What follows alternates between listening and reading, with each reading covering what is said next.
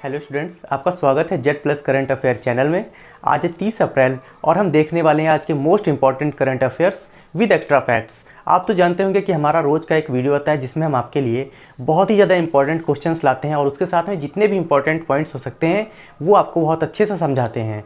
और उसके साथ में हम आपके लिए लाते हैं बहुत सारा स्टैटिक जीके क्वेश्चन से रिलेटेड। वीडियो स्टार्ट करने से पहले अगर आप हमारे चैनल पर नए हो तो इसे सब्सक्राइब करिएगा और बेल आइकन को ज़रूर ऑन कर दीजिएगा जिससे हमारी रोज़ की नोटिफिकेशन आप तक पहुंचती रहे। और साथ ही साथ अगर आपको वीडियो अच्छा लगे तो इसे लाइक करिएगा, शेयर करिएगा, सब्सक्राइब करिएगा। चलिए हम लोग अपने पहले क्वेश्चन पे आते हैं।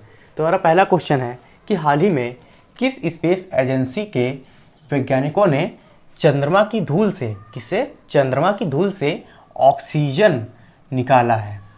इसके ऑप्शन है नासा, CNSA, इसरो या इनमें से कोई नहीं। इसका आंसर है नासा। नासा ने अभी चंद्रमा की धूल पर परीक्षण कर करके उसमें से ऑक्सीजन को ढूंढ निकाला है, उसमें से ऑक्सीजन निकाला है कि अब ये पता चल गया कि वहाँ की धूल में भी ऑक्सीजन है। ये किसने कर दिखाया है? तो ये नासा ने कर दिखाया है। और अब जान लेते हैं कि नासा के बारे में बहुत सारे इंपॉर्टेंट फैक्ट्स। तो ये जो आप अभी पढ़ रहे हैं नासा, NASA, इसका पहले नाम कुछ और था। इसका पहले नाम था NACA। इसकी फुल फॉर्म थी national advisory committee for aeronautics. ये इसका फुल फॉर्म है। इसकी स्थापना कब हुई थी? तो इसकी स्थापना 1915 में और ये कब तक रहा? 1958 तक इसका नाम रहा ये NACA। उसके बाद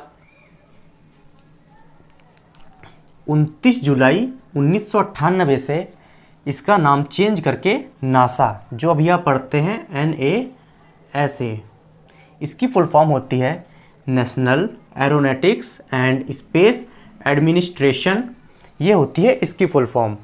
जब भी आपके एग्ज़ाम में पूछा जाएगा कि नासा का स्टार्टिंग कब हुआ, तो ये हुआ था जुलाई 1958 में। आप यही बताएंगे। ये तो कभी भी आपसे पूछ सकता है घुमा फिरा कर पिछला क्वेश्चन कि इसका पहले का नाम क्या सा था और इसकी जो पहले की फुल फॉर्म थी वो क्या थी, ये पूछ सकता है। तो इसलिए हमने आपको बताया। और अब जान लेते हैं CNSA। इसकी फुल फॉर्म होती है चाइना नेशनल स्पेस एडमिनिस्ट्रेशन। ये चाइना की कंपनी है। और अब आ जाते हैं इसरो। तो इसरो है, इसरो की फुल फॉर्म है इंडियन स्पेस रिसर्च ऑर्गेनाइजेशन। ये हो गई इसरो की फुल फॉर्म। चलिए स्टूडेंट्स, हम लोग आ जाते हैं अपने दूसरे क्वेश्चन पे। तो हमारा दूसरा क्वेश्चन है कि हाल ही में किसने दुनिया का पहला रोबोटिक चेक इन असिस्टेंट पेश किया है? तो इसके ऑप्शन है एयर इंडिया, इंडिगो, एमिरेट्स। इसका आंसर है एमिरेट्स। एमिरेट्स ने दुनिया का पहला रोबोटिक चेक इन असिस्टेंट पेश किया है। तो इसका मतलब क्या होता है? जैसे आप एयरपोर्ट पे गए और एयरपोर्ट पे जाने के बाद में आपको चेक इन कराना पड़ता है कि आप वहाँ पहुँच गए हैं, आपका ये पासपोर्ट है, चेक इन कराना पड़ता है। वो कोई इंसान करता है या किसी कंप्यूटर के द्वारा।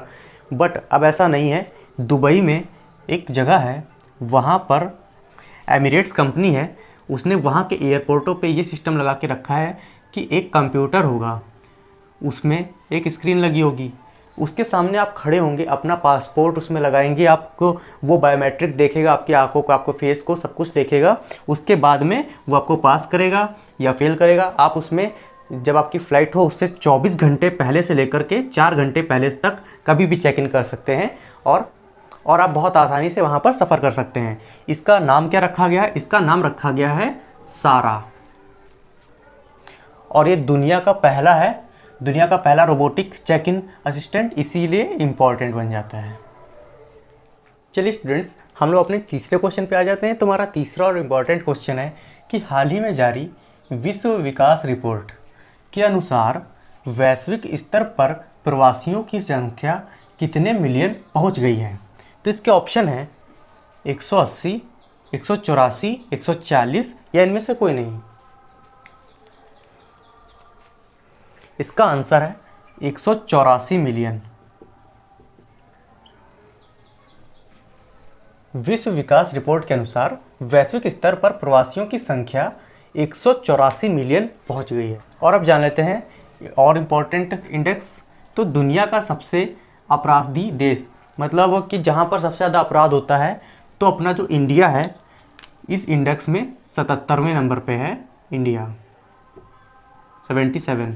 और जो फर्स्ट नंबर पे है वो है वेनेजुएला, ये फर्स्ट नंबर पे है सबसे अपराधी देश में। और अब जाते हैं दूसरी इंडेक्स पे, तो वर्ल्ड हैप्पीनेस इंडेक्स, इस इंडेक्स में भारत है 136 नंबर पे इंडिया, और फर्स्ट नंबर पे है फिनलैंड, ये है फर्स्ट नंबर पे। और अब आ जाते हैं तीसरे इंडेक्स पे, तो यह है सबसे बड़ा मछली उत्पादक, तो ये इंडेक्स अभी निकली है, इसमें जो अपना इंडिया है वो है थर्ड नंबर पे, और जो चीन है वो अब आ गया है फर्स्ट नंबर पे। विश्व में सबसे ज़्यादा मछली की उत्पादन चीन कर रहा है और अपना भारत तीसरे नंबर पे है। ये आपके लिए बहुत इंपॉर्टेंट है क्योंकि ये अभी हाल ही में आई है। चलिए स्टूडेंट्स, अब हम लोग आ जाते हैं अपने चौथे क्वेश्चन पे। तो हमारा चौथा क्वेश्चन है कि हाल ही में किस मेट्रो ने ग्रीन वर्ल्ड अवार्ड 2023, कौन सा अवार्ड, ग्रीन वर्ल्ड अवार्ड 2023 जीता है? तो इसके ऑप्शन है Jaipur metro, Delhi metro, Chennai metro, या इनमें से कोई नहीं। इसका आंसर है चेन्नई मेट्रो। चेन्नई मेट्रो ने ग्रीन वर्ल्ड अवार्ड 2023 जीता है। और अब जान लेते हैं कि कुछ इंपॉर्टेंट पॉइंट्स। तो दीनानाथ मंगेशकर पुरस्कार जो अभी हाल ही में मिला है, ये मिला है विद्या बालन को। इनसे पहले ये पुरस्कार मिला था आशा पारखे को, और उनसे भी पहले पहला अवार्ड जो दीनानाथ मंगेशकर पुरस्कार जो पहले मिला था 2022 में, वो मिला था हमारे प्रधानमंत्री नरेंद्र मोदी जी को। उसके बाद दूसरा मिला है आशा पारखे को, और ये जो थर्ड नंबर का मिला है ये भी मिला है विद्या बालन को। और अब आ जाते हैं अंतर्राष्ट्रीय बुकर पुरस्कार, ये मिला था गीतांजलि श्री को।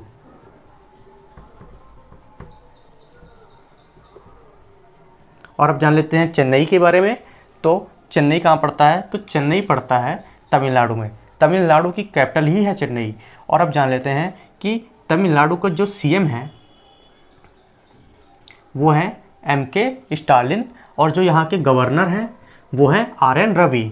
चलिए स्टूडेंट्स, हम लोग आ जाते हैं अपने पाँचवें क्वेश्चन पे। तो हमारा पाँचवा क्वेश्चन है कि हाल ही में भारत की ओर से महिला राफेल पायलट कौन? महिला राफेल पायलट शिवांगी सिंह किस देश में वॉर गेम में वायुसेना की टीम से हिस्सा ले रही हैं? तो इसके ऑप्शन है इटली, फ्रांस, यूक्रेन, या इनमें से कोई नहीं। इसका आंसर है फ्रांस। ये जो शिवांगी सिंह है ये फ्रांस में एक हो रहा है वॉर गेम वायुसेना की ओर से। वायुसेना इसमें पार्टिसिपेट करेंगी सारे देशों की, उसमें से अपने जो देश की शिवांगी सिंह है इन्हें मौका मिला है, वहाँ की टीम में मेंबर बनी है कौन? शिवांगी सिंह। और अब जान लेते हैं फ्रांस के बारे में। फ्रांस की जो कैपिटल है वह है पेरिस, और यहाँ के प्रेसिडेंट हैं इमैनुअल मैक्रोन, और यहाँ के PM कौन है, प्रधानमंत्री कौन है? Elizabeth born. चलिए स्टूडेंट्स, हम लोग आ जाते हैं अपने छठे क्वेश्चन पे। तो हमारा छठा क्वेश्चन है कि हाल ही में माउंट अन्नपूर्णा पर चढ़ने वाले पहले भारतीय कौन बने हैं? तो इसके ऑप्शन है आर्यन सिंह, पृथ्वी कपूर, अर्जुन वाजपेयी, या इनमें से कोई नहीं। इसका राइट आंसर है आर्यन वाजपेयी। आर्यन वाजपेयी हमारे जो पहले भारतीय बन गए हैं माउंट अन्नपूर्णा पर चढ़ाई करने वाले। और इसकी एक बात है कि माउंट अन्नपूर्णा पर चढ़ने वाली पहली महिला कौन बन चुकी थी? ये 2021 में बन चुकी थी प्रियंका महतो। ये पहले फतह कर चुकी हैं, और ये बात हो रही है पुरुष में, मेल में, और ये फीमेल है। तो मेल में कौन अभी बना है पहला भारतीय? तो ये है अर्जुन वाजपेयी। अब जान लेते हैं कुछ इंपॉर्टेंट पॉइंट्स। तो हम लोग जान लेते हैं कि हमारा जो माउंट एवरेस्ट है इसकी ऊंचाई कितनी है? तो इसकी ऊंचाई है 8,848 मीटर।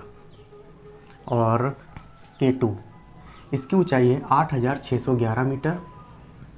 और इसे K2 का सब लोग इसको K2 कहते हैं, और इसका जो दूसरा नाम है वो है गाडविन ऑस्टेन।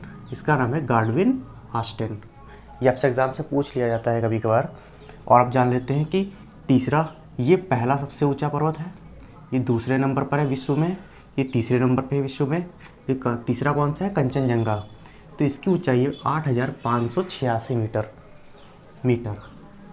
और अब चौथे पर्वत की जान लेते हैं, तो यह है माउंट लात्सो। इसकी है ऊंचाई 8,516 मीटर। और फिफ्थ कौन सा है, तो यह माउंट मकालू। इसकी ऊंचाई है 8,463 मीटर। ये हमारे हो गए ऑल इंडिया में टॉप 5 पर्वत। जो फर्स्ट नंबर पे है माउंट एवरेस्ट, सेकंड नंबर पे है K2, थर्ड नंबर पे है कंचनजंगा, फोर्थ नंबर माउंट लात्सो और पाँचवें नंबर पे है माउंट मकालू। और एक डाउट सबका रहता है कि भारत का सबसे ऊंचा पर्वत और विश्व का सबसे ऊंचा पर्वत। तो विश्व का सबसे ऊंचा पर्वत है माउंट एवरेस्ट, ठीक, ये पड़ता है नेपाल में। और भारत का सबसे ऊंचा पर्वत है कंचनजंगा। आप लोग कंफ्यूज रहते होंगे कंचनजंगा लगाएं या K2 लगाएं। K2 पड़ता है जम्मू एंड कश्मीर में, जिस पे इस टाइम पे पाकिस्तान का कब्जा है, उस क्षेत्र में ये पहाड़ पड़ता है, इसलिए इसे भारत का सबसे ऊंचा पर्वत नहीं कहा जाता है। और ये जो कंचनजंगा है ये पड़ता है सिक्किम के क्षेत्र में, तो इसीलिए इसे भारत का सबसे ऊंचा पर्वत कहते हैं।